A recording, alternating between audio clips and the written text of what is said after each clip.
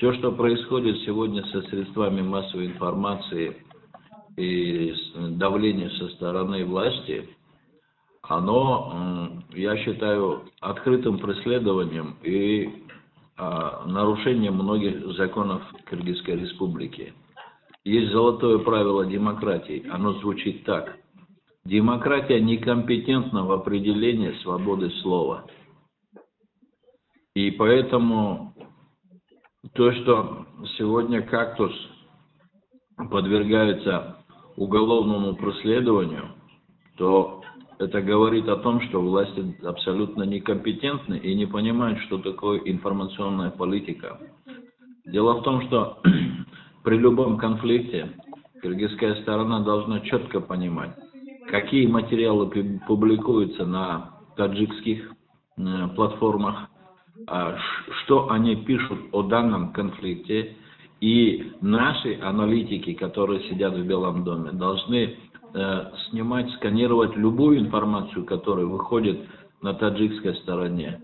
Но этого нет, и просто работать, или, как говорят киргизы, ковырять золу под собственным казаном, этого недостаточно. Нужно поднять голову и посмотреть, что происходит над казаном. Поэтому я не вижу никакого нарушения закона со стороны «Кактус Медиа» в том, что она опубликовала со ссылкой на Азия Плюс информацию пресс-релиз таджикской стороны. Наоборот, такие материалы должны были браться в разработку и делать из них четкий анализ, что имела в виду между строк таджикская сторона. Поэтому данное происшествие, которое произошло с «Кактус Медиа», это откровенное давление на свободу слова и попытка заткнуть всех, кто считает по-другому. Дело в том, что по закону Кыргызской Республики определение границ, изменение границ должно происходить референдумом. Если только Садыр Джапаров не изменил Конституцию под себя, и только теперь эти два друга способны решать вопросы госграницы. Поэтому я недоволен тем, что вчера совещание в Джугурку-Кенеше было за закрытыми дверями.